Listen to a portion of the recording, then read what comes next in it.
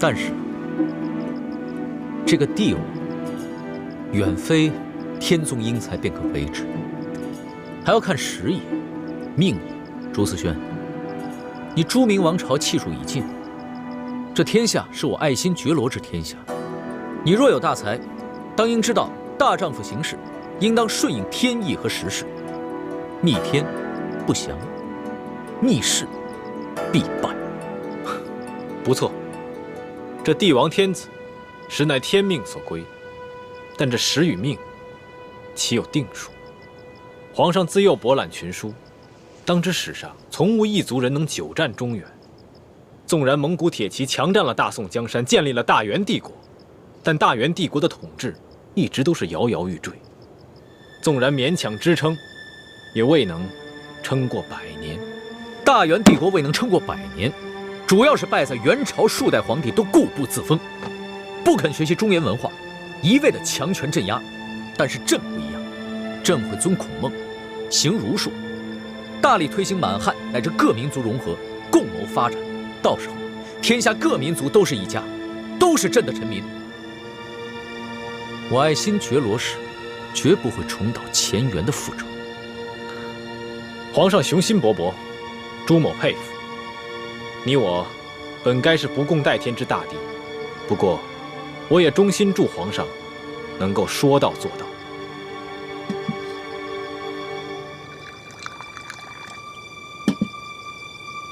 来，朱某敬皇上一杯。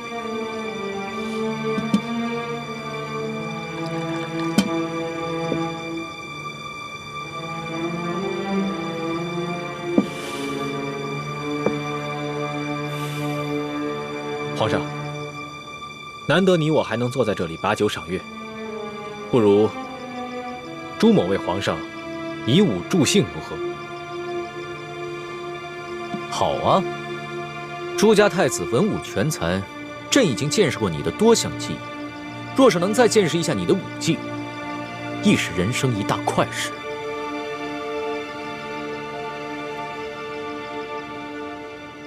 皇上，倾城自入宫以来，多蒙皇上照顾，倾城感激不尽。如今分别在即，就让倾城为皇上第一次献舞，也是最后一舞。丽妃以舞向朕告别，也算是有心了。龙小弟、朱哥哥，你们千万不要动手啊！不管你们谁杀了谁，我都受不了。菩萨保佑，菩萨保佑啊！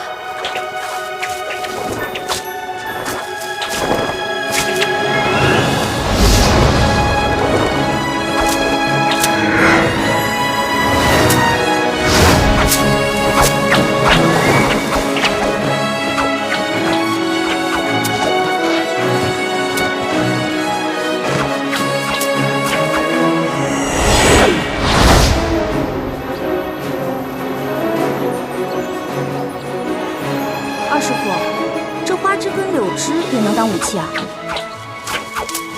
那当然了，咱们中原武术博大精深，炼至最高境界，飞花摘叶都可伤人。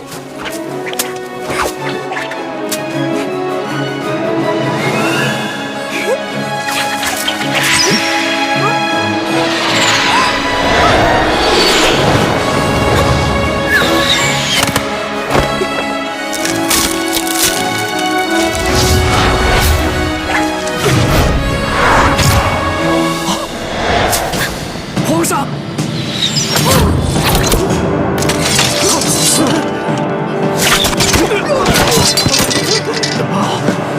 龙小弟，你没事吧？没想到到了这个时候，你还愿意舍身救人。朱哥哥，你答应过我，你不会伤害龙小弟的。我并没有想要杀他，我以为你落在他的手里，所以在这花叶上下了毒，想让他受伤中毒，不得不放了你。那现在解药呢？只要他放我们平安离开，我自会交出解药。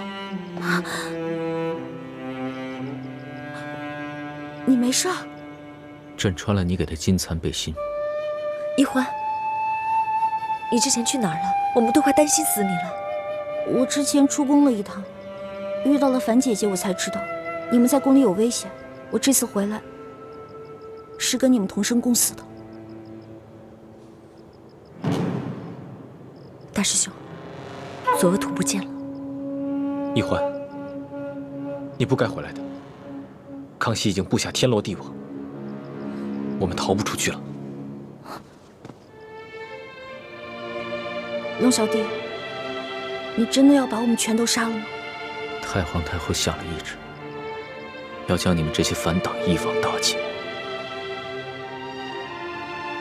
好，我不求你放了我们，但我只有一个要求：杀了我，亲手杀了我。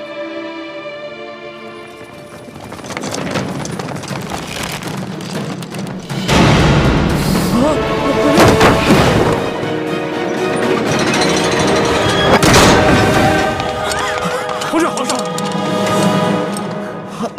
李公公，扶着他，扶着！别白费功夫了，你们逃不出去的。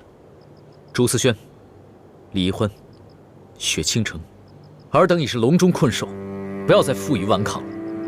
若是你们肯归降于朕，朕保证既往不咎。皇上，还是让奴才把这帮朱明联盟的余孽全部拿下吧。退下。这朱思轩、李易欢、雪倾城，你们都听好了。你们虽然是前明的余孽，但是你们屡次救了朕的性命。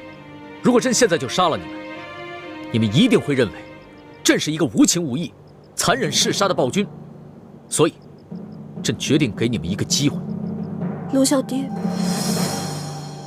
你是说你要放了我们吗？如果你们觉得朕是一个好皇帝，能够造福百姓，那朕希望你们可以留下来，辅佐朕，打造一个太平盛世。如果你们不愿意留下来，那朕也会放你们归去。玄烨，今日你假作大度的放了我们，不过是想兵不血刃的瓦解我们朱明联盟，然后再逐个剿灭我们。朱思轩，你不要曲解了朕的一番苦心。你若是执迷不悟的话，只怕是江山未复身先死。你们要是不想留下，那朕可以放你们出宫。但是出了宫门，从今往后，你们就再也不是朕的朋友，而是我大清的敌人。玄烨，今日你放了我，总有一天你会后悔的。你不是说过吗？说朕胸怀宽广，能容常人之不能容。朕和你一样，恩怨分明。你们屡次救过朕的性命，朕受了你们的恩惠，放你们出宫，也算是还了这份情谊。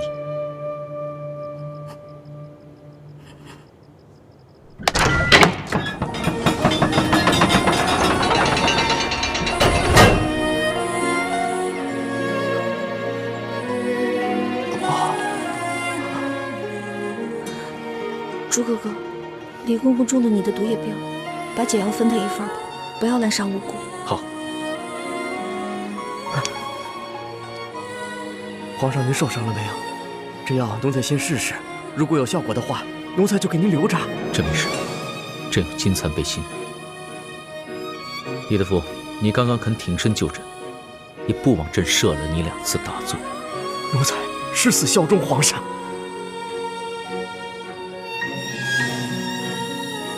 所图，奴才在。传朕旨意，放李易欢、朱慈轩、雪倾城3人出宫。3日之内不得追捕，3日之后，他们就是朕的敌人。一经发现，立即捕杀，绝不留情。奴才遵旨。你们听到了吗？放他们出宫。现在是走是留？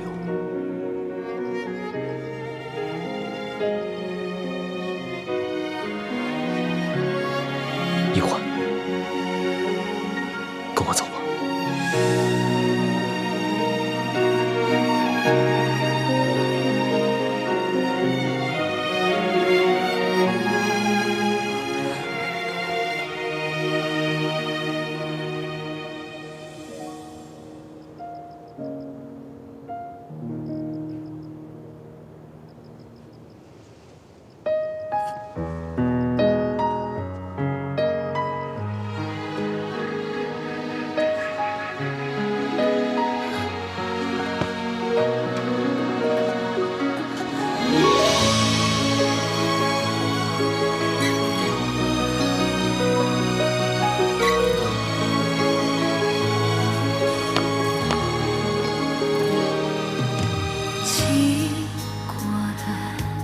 星辰如马，画不穿雨中的他。这一生月光花，能否带他？都下去吧。上的心归家，愿做他掌上的明珠，献上我纯真的祝福。回忆中的路，看繁花丛绽放般是的光速，绽放般是的光速。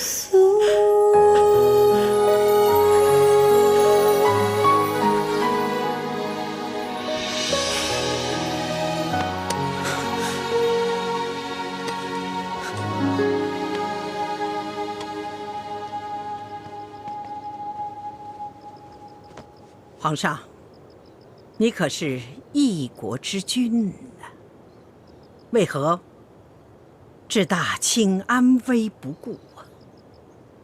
皇祖母，孙儿并没有置大清的安危于不顾。你明明已经是放虎归山了。皇祖母，朱仁义、朱新南、朱思轩是一个难得的文武全才，若是能为我大清所用，那将是我大清之福。他若是不臣服呢？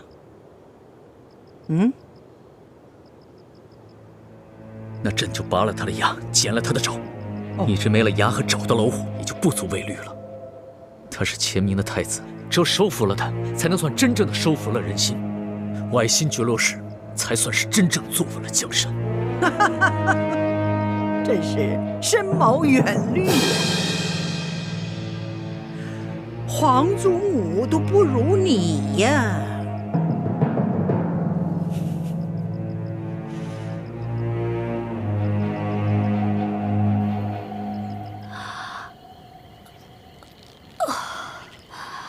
这呆若木鸡散的药效总算是过去了。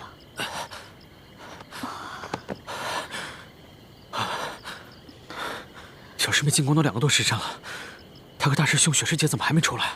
不会是遇到什么意外了吧？不行，我去救他们。哎，你现在着急也没有用，这药效刚刚才过，至少还要过一会儿，我们才能行动自如呢。樊师姐，我能拜托你一件事情吗？什么事啊？我带小师妹私奔的事情，还请你不要告诉任何人，行吗？我其实刚才就是一时糊涂了。我现在已经看清楚小师妹对大师兄的情谊了，我保证以后再也不会胡思乱想了。放心吧，我也不想破坏你和大师兄之间的情分。再说，我和吴应奇的事情，你也一直在师父面前帮我说话，我心里也很感激。樊师姐，别这么说。我们10姐弟从小一同长大，虽然不是亲姐弟，却胜似亲姐弟，彼此照应也是应该的。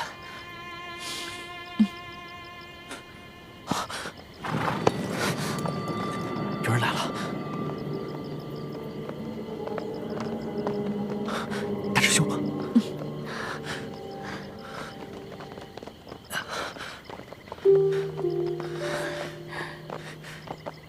大师兄，雪师姐，小师妹，你们总算脱险了，刚刚把我和叶师弟都给急坏了。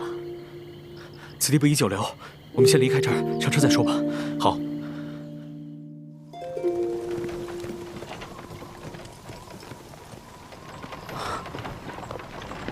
驾！康熙就这么放了你们？他的这份胸怀气度，确实令人钦佩。他不过是在效仿诸葛亮七擒七纵孟获的策略，要杀了我们几个容易，但若能收服我们的心，他们大清才算是坐稳了这江山。大师兄说的对，我们不能被康熙的小把戏所迷惑。小师妹，你怎么了？看上去心事重重的。没有，我只是觉得，咱们苦心经营了这么久，全都白费了。欢梅，我知道你在想什么。你今天能最后决定跟我走，我已经很开心了。希望你接下来能调整好自己的心态，回到之前的样子。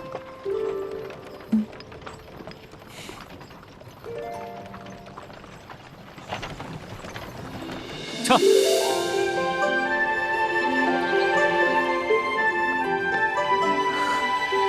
这个泉水山庄也是我们的据点吗？不错，幸好我们在京郊的香山脚下还备下了这么一处据点。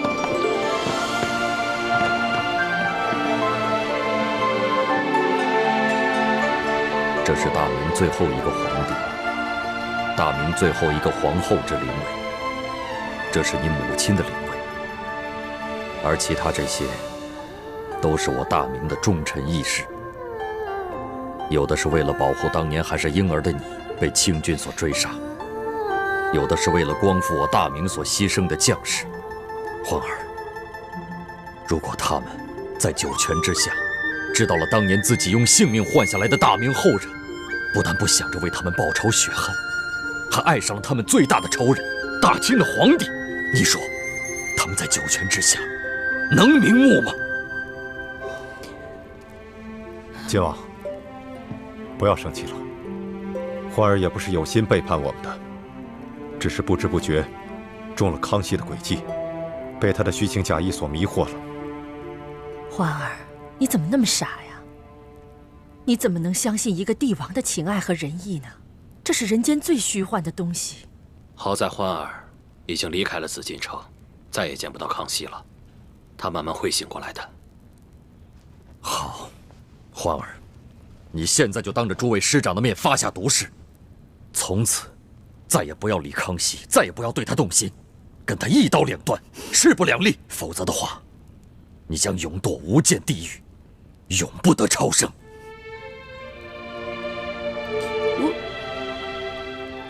我发不了这个誓，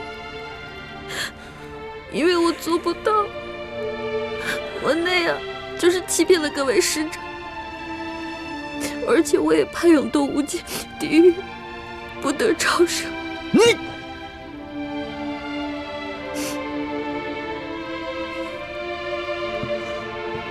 皇上、皇后、夫人，各位仁人义士，我李定国骄女无方，愧对列位，列位在九泉之下难以瞑目。我李定国如今又有何面目苟活于世上？好，我这就到九泉之下来陪伴你们。靖王，靖王，师父，樊太医，你不要拦着我，不可呀，靖王。爹，我错了，我发誓还不行吗？不过我得换个说法，即使您不同意，你也不用去九泉之下陪他们，就让我死了，去九泉之下跟他们请罪吧。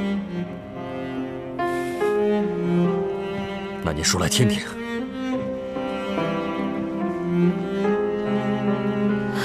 各位神灵在上，各位亡灵在上，我李玉欢发誓，以后我尽量不会去想他，我尽量忘了他，我尽量不见他。但是如果我实在忘不了他，我会把他藏在我的心里的一个小角落里，不会因为他而影响到我各位师父还有亲友的情谊，也不会因为他而影响到光复大明的大业，如有为师，那就让我一辈子只能吃糠咽菜，再无福享受人间诸般美食，一辈子只能穿粗布麻衣，再也无福享受人间诸般美意，让我变成一个丑丫头，不敢照镜子，人见人讨厌，人见人唾弃。啊！你这算什么毒誓啊？师父，这个誓言对于我们来说可能不算什么，但是小师妹生性贪吃臭美，这个誓言对于她来说已经比死还要毒了。义父，诸位师傅，奕欢虽然任性妄为，但在此类大是大非面前，绝不敢用谎言来欺瞒各位师长。更何况，情之一字，不是说有就有，说没有就没有的。奕欢能立下此事，亦是真心在悔过了。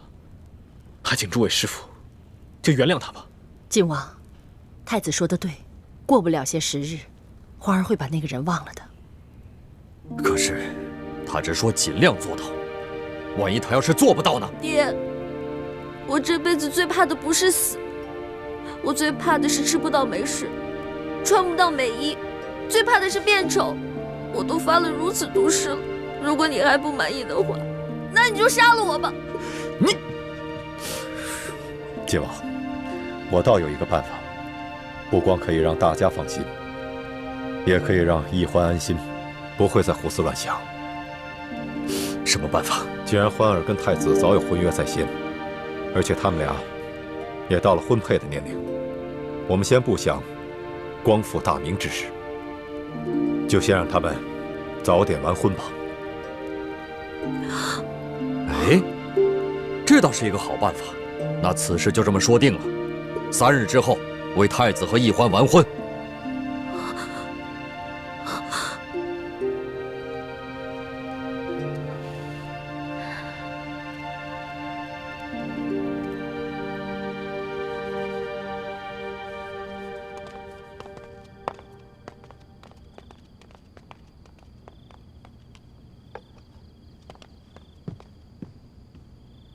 皇上，请用茶。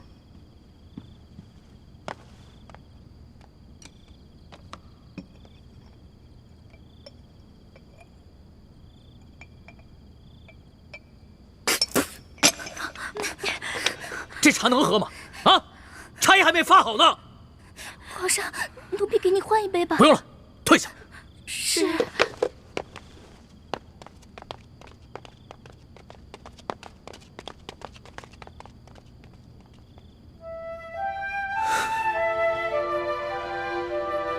欢儿，你在哪儿？你可知道真正在想你，你也在想朕吗？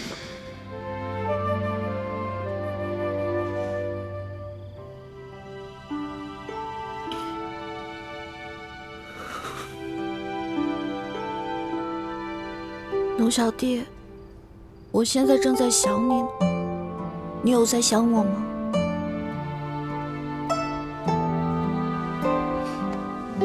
不过以后都不能再想你了，不然我就要一辈子只能穿粗布麻衣，吃糠咽菜，变成一个连镜子都不敢照的丑丫头了。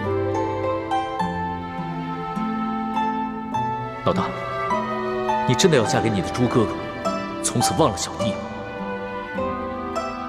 嘿，走开！我不要见到你！走走走，快滚！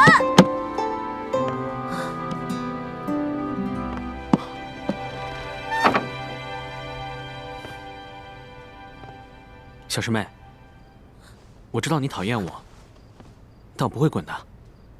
叶哥哥，你误会了，我没有说让你滚。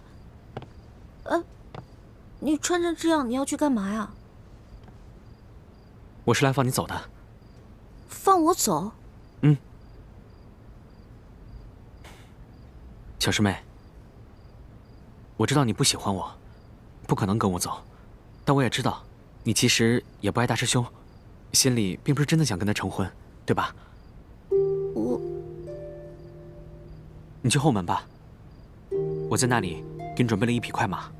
可是什么呀？可是，机不可失，失不再来啊！你要是不想看到你爹作吻在你面前，你就只能悄悄逃走了。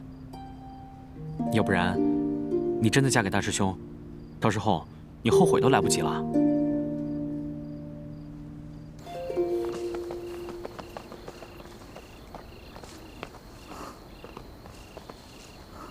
小师妹，快上马吧。小师妹。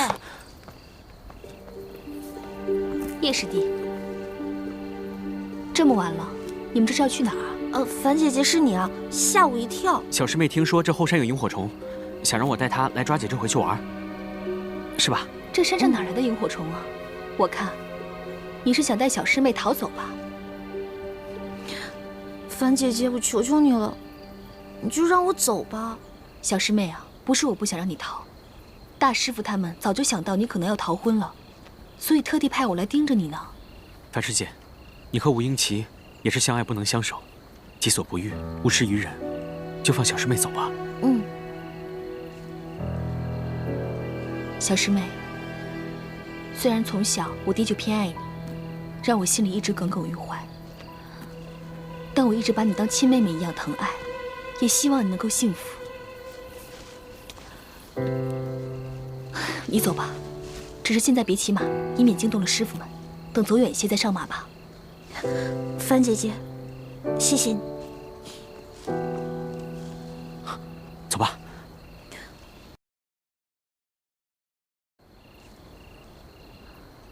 小师妹，虽然从小我爹就偏爱你，让我心里一直耿耿于怀，但我一直把你当亲妹妹一样疼爱，也希望你能够幸福。你走吧，只是现在别骑马，以免惊动了师傅们。等走远些再上马吧。樊姐姐，谢谢你。走吧。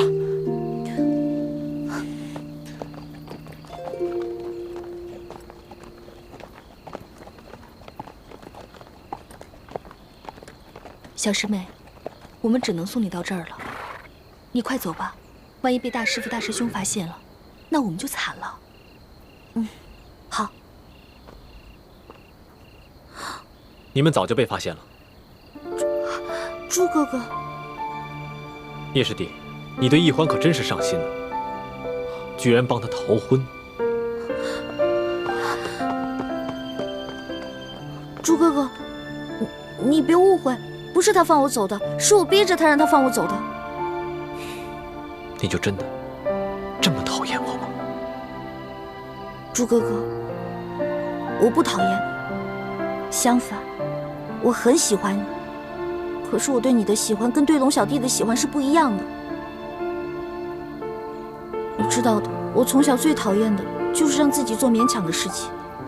我知道，我不能嫁给龙小弟，但是我又不想违心嫁给你，对不起啊，朱哥哥。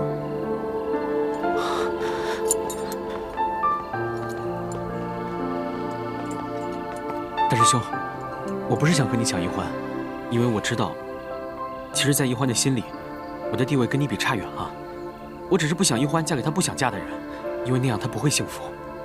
朱哥哥，你现在既然已经知道我要逃跑了，我跟你回去。你能不能别怪罪叶哥哥？真的，我说到做到。我答应你回去以后，我再也不逃跑了。但你千万别告诉我爹还有师傅们，不然的话，叶哥哥肯定会被重重责罚的。不，我不能答应你。为什么呀？你知道我为什么在这等你吗？暗中监视我，防止我逃跑。原来朱哥哥在你心里就是这样一个不顾及你的感受，只知道禁锢你、逼迫你的人。你的意思是，你要放我走？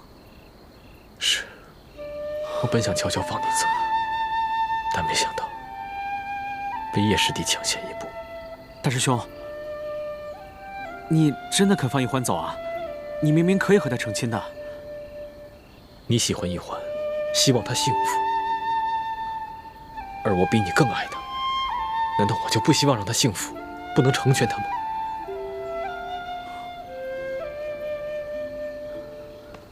欢梅，你我从小青梅竹马，两小无猜，更有婚约在前，所以你在我的心里一直是我的太子妃，谁也抢不走。但是我答应过你，要让你幸福，绝对不会勉强你。我喜欢的是那个无忧无虑、活泼快乐的欢梅。我不想看到你整日愁眉不展，心情抑郁。朱哥哥，我只想最后再问你一句：我跟你10多年青梅竹马，真的比不过你跟康熙相处大半年的时光吗？在你心里，你真的从未爱过我吗？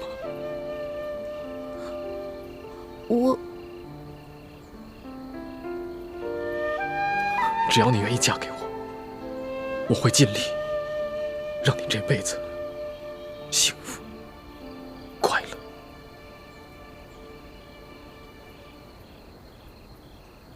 朱哥哥，其实你在我心里的分量是很重的，你是我非常重要的一个人，但是我对你的感情是兄妹之情，无法变成男女之爱。我这次逃走不是为了去找龙小弟，我跟他是不可能的，我不可能嫁给他。我只是觉得成亲是这人生当中最重要的一件事情。我既然没有办法对你一心一意，那我就不能嫁给你，也不能做你的妻子，那样对我们都不负责。好，我明白了。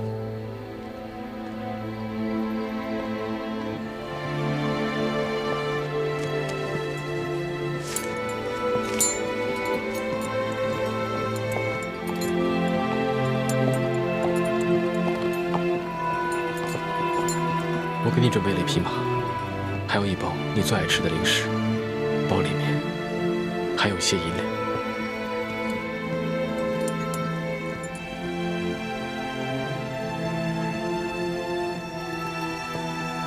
你走吧。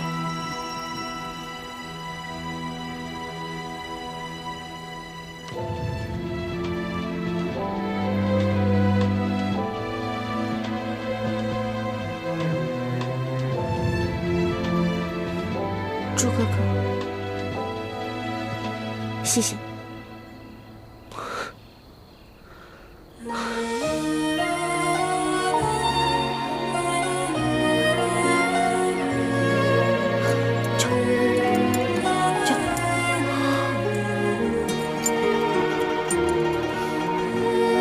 朱哥哥，樊姐姐，叶哥哥，保重。小师妹，你也多保重。有什么问题，随时就回来找我们吧。驾！驾！驾！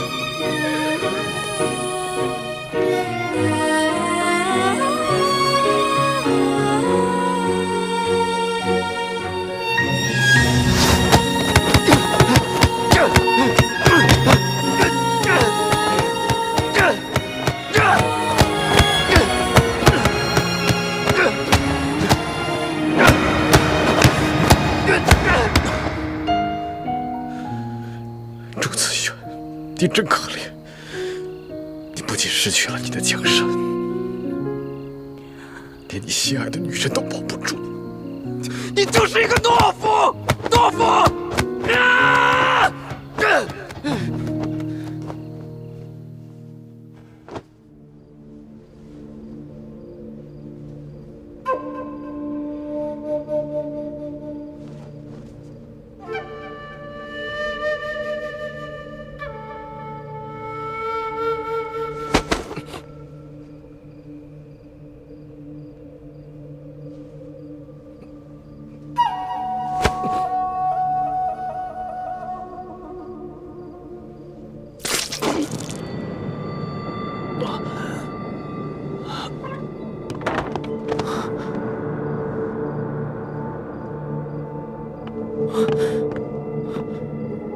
没想到小师妹的离开，对大师兄伤害这么大，他居然走火入魔了。如果我不救他，他不死也要落下一个残疾。我救还是不救？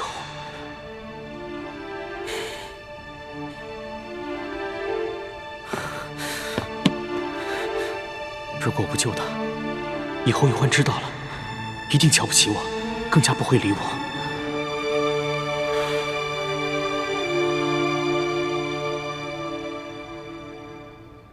大师兄放走了一欢，我心里怎么还隐隐高兴呢？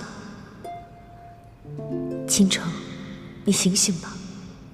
就算如此，你以为大师兄就会忘了小师妹，把一番情谊转移到你身上吗？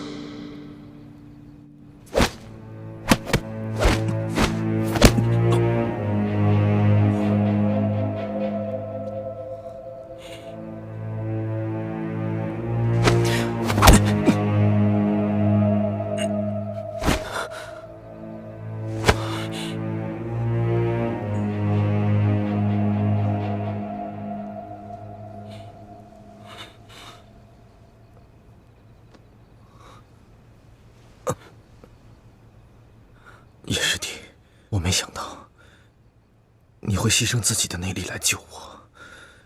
之前是我错看你了。大师兄，我是喜欢易欢，但我比你更难得到他，所以我才会放他走。可我没想到的是，你明明可以得到他，却也宁愿放他走。如果换作是我，我做不到。我打心里佩服你，好兄弟。这个，好，慢点，这好放。怎么了？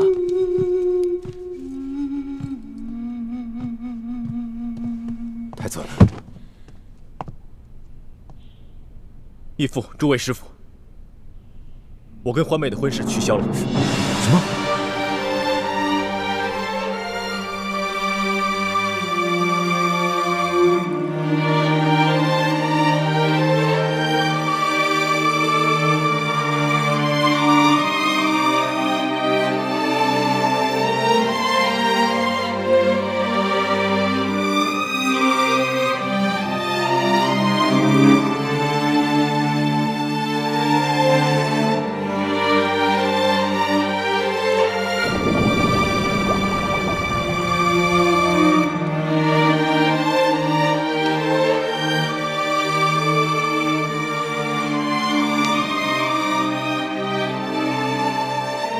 从今往后，你们要互敬互爱，相互帮助，以后光复我大明，就要靠你们了。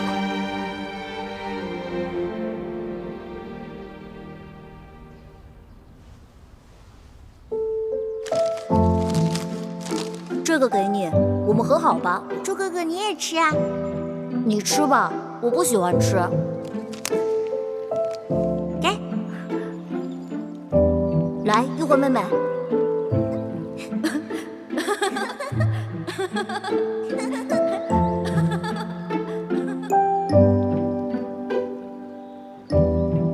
朱哥哥，虽然你放我走了，可你心里肯定是希望我留下来的。我就这么走了，你一定会很难过。天下这么大，我该往哪里去呢？易欢啊，易欢，你既然和龙小弟是永远不可能的，你为什么就不能放下他呢？一心一意地对待你的朱哥哥。不，我做不到。你没有试过，你怎么知道你做不到呢？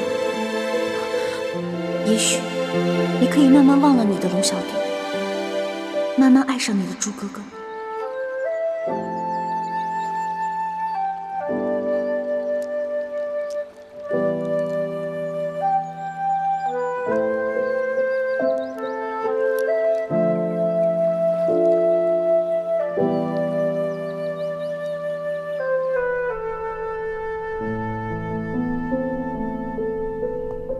太子，你怎么这么糊涂？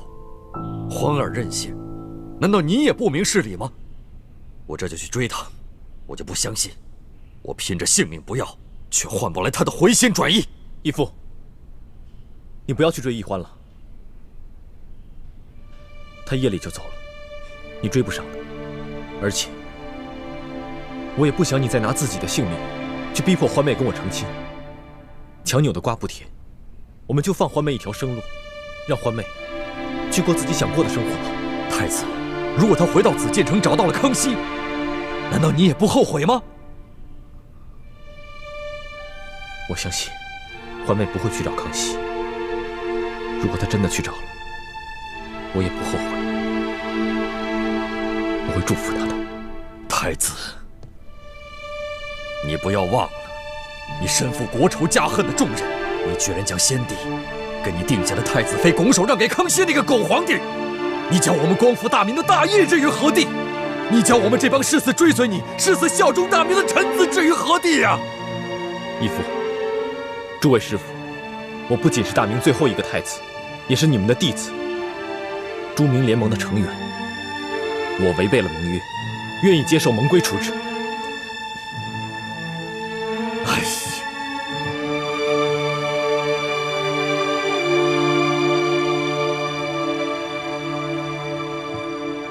你可知你犯了哪条盟约？该当受何处置？弟子知道。不遵师命，鞭责20；私放联盟成员脱离联盟，鞭责40。弟子2罪并罚，鞭责60。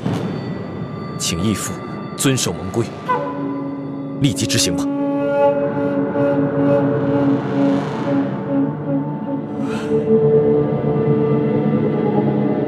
联盟执法弟子何在？在。大师父，大师兄虽然私放一欢，犯了盟规，可他毕竟是大明的太子，不是寻常联盟弟子，当有豁免权。还望大师父收回成命，饶过太子这一回吧。求大师父收回成命，饶了大师兄吧。你们不必为我求情，正因为我是太子，更应该以身作则，坚守盟规。更何况我是明知故犯，如果义父和诸位师傅不惩罚我，以后还如何管理好联盟？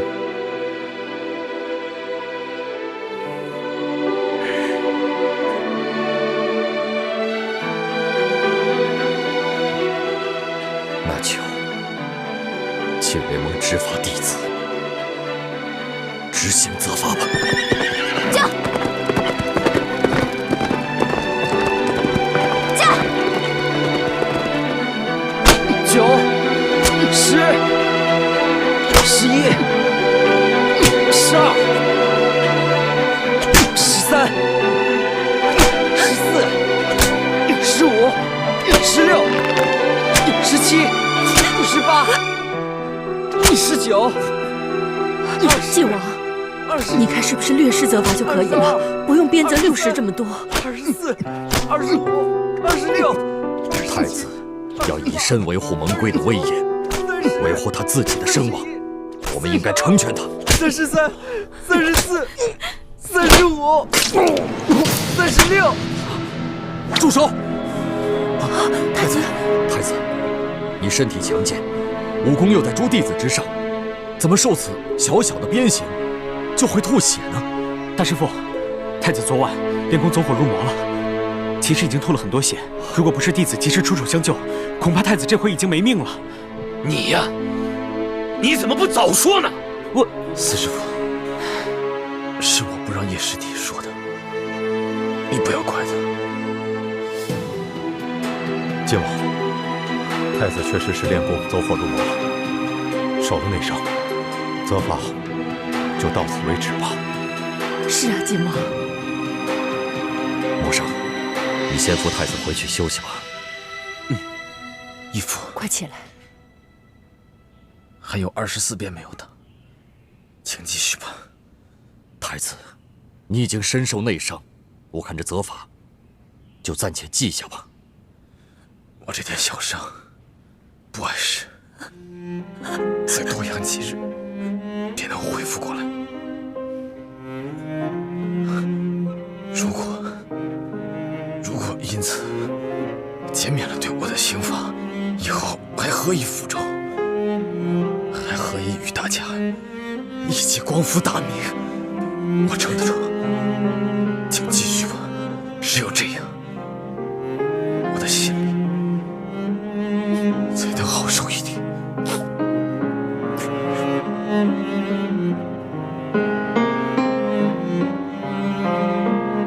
继续。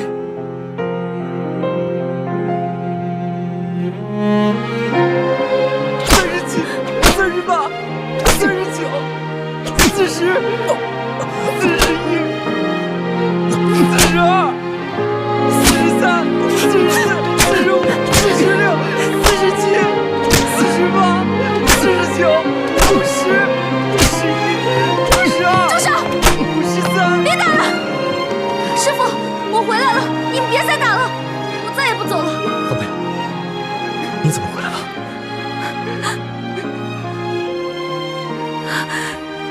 朱哥哥，你怎么这么傻呀？你不该回来，你快走，快走啊！朱哥哥，你不是想我回来吗？我现在回来了呀。我不需要你的怜悯。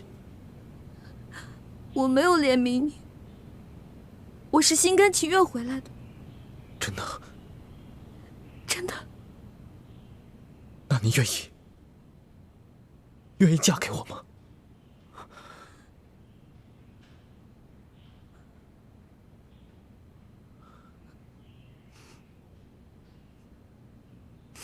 那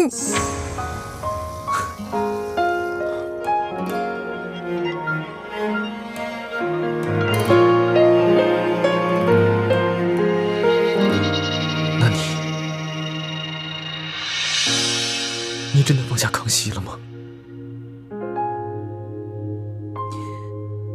朱哥哥，请你再给我一点时间，让我慢慢忘了龙小弟，行吗？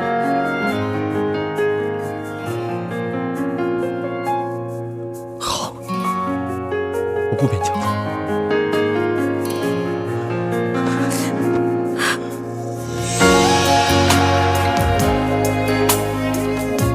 对不起了，龙小弟。从此以后，你就好好的对你的3宫6院七十二妃吧。而我要忘了你，我要一心一意的对待我的朱哥哥。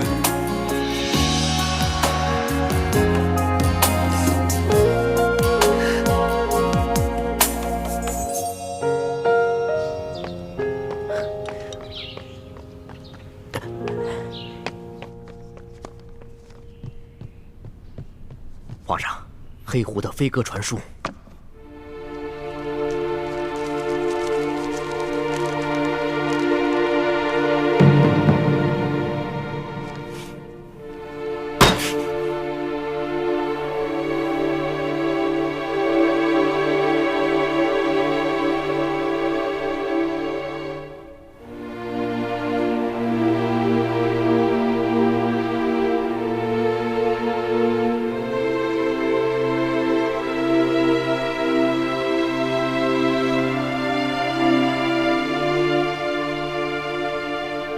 传所图。这。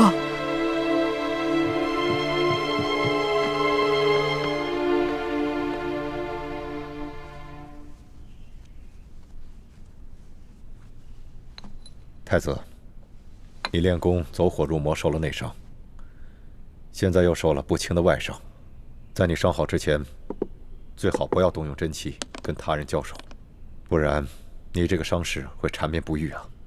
徒儿明白。靖王，皇儿已经回来了，那他跟太子的婚事还照常举行吗？今天本就是定好的大喜日子，太子虽然受了伤，但是却行动无碍。我看婚礼还是继续举行吧，以免夜长梦多。太子，你觉得怎么样？欢梅，你不会改变主意了吧？我没有，我只是担心你的身体。我的身体不碍事，既然你能回来，就是最好的灵药。好，那就这么说定了，今天就给太子和奕欢完婚。好，可是这吉时已过了呀。哎，不要紧的，择时不如撞时。既然奕欢他能够迷途知返，及时赶回来，这就是最大的吉事。至于吉时嘛，自然就是顺其自然。咱们大家都赶快动手，把大厅重新布置一下。好吧，只怕最快也要等到晚上才能举行婚礼了。晚上就晚上吧，给他们拜堂之后，刚好就让他们进洞房。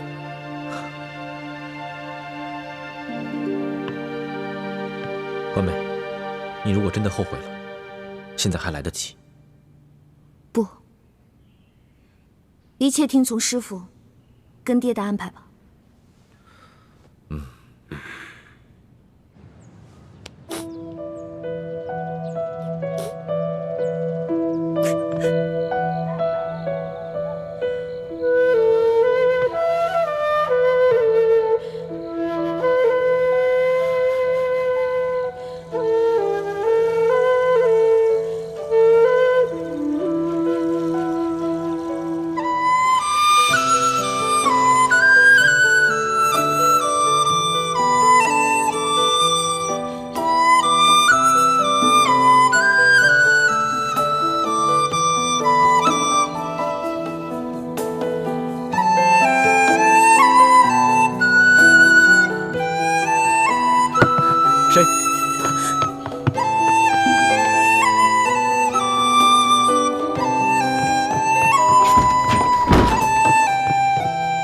大师兄，倾城，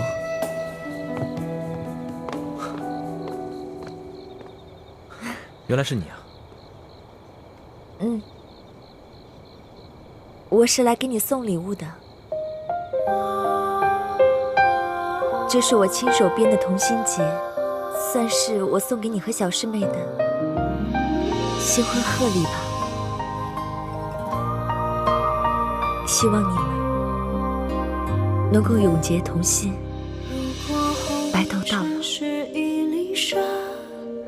我愿在风中为你挣扎，请不要割断我的牵挂，这是我仅存的思念啊。如果前路铺满雪花，我也祝你早日找到那个全心全意爱你、珍惜你的人。等幸福在发芽。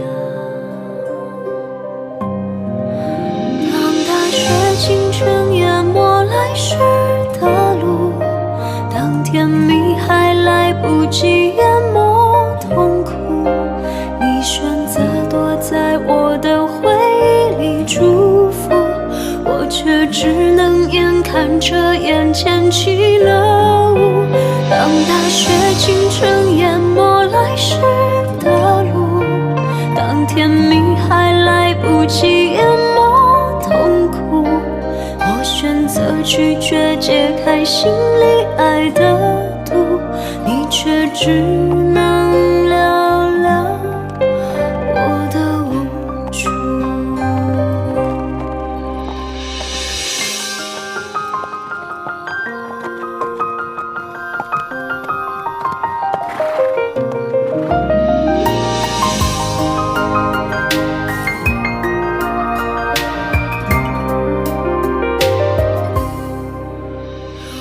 大师兄，请原谅我的不辞而别，我没有勇气看着你与小师妹成亲。我祝你们幸福。等幸福在发芽。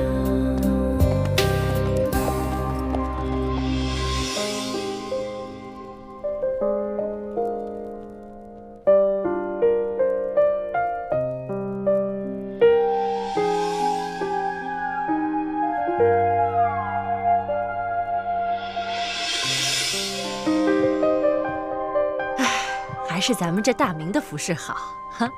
瞧太子穿上这身喜服，可比平时英武潇洒多了，哪像这清朝的服饰，穿着浑身不自在。太子真精神，可说呢。好久没这么大喜事了。太子，你的伤不碍事吧？没什么大碍，义父不必担心。那就好。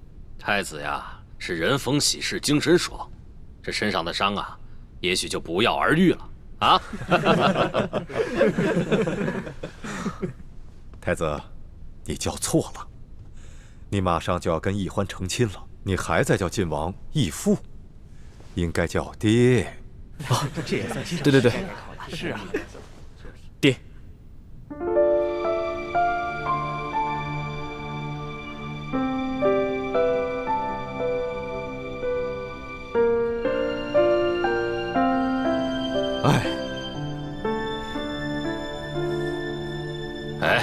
欢儿怎么没来呢？啊！哎呀，这女孩子嘛，总是要化一化妆，打扮得漂漂亮亮的才肯出门。倩影正在给她梳洗打扮呢。这样吧，我去催催她，就说咱们的新郎官等急了。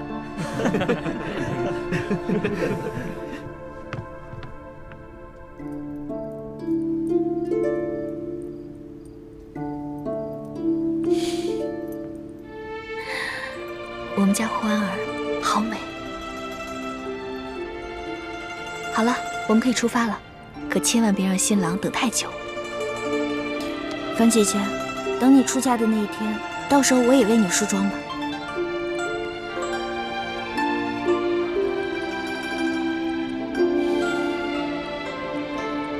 我这辈子怕是会和雪姐姐一样，都不会再嫁人了。我和雪姐姐心中的那个人，怕是都是不可能。可我们既然不能跟心中认定的那个人在一起，怕是这辈子都不会再嫁给别人。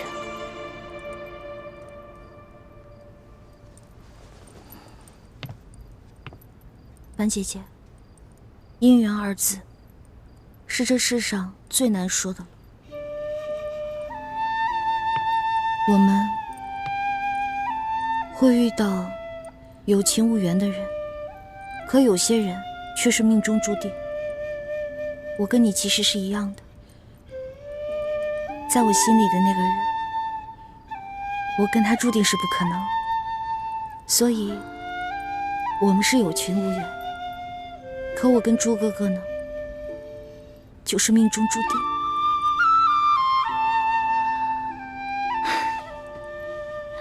好了，既然你决定放下心中那个人，决定要嫁给大师兄了，那就不要再去想他了。不然的话，不仅会伤了大师兄，还会伤了大家的心，更会伤了你自己的心。准备好了吗？哎呀，欢儿，你这身打扮可真漂亮。倩影，你要准备好了，就快把新娘子带过去，赶紧拜堂成亲，新郎都等急了。哎呀，知道了，娘，我们马上就好。快点啊，快点，欢儿。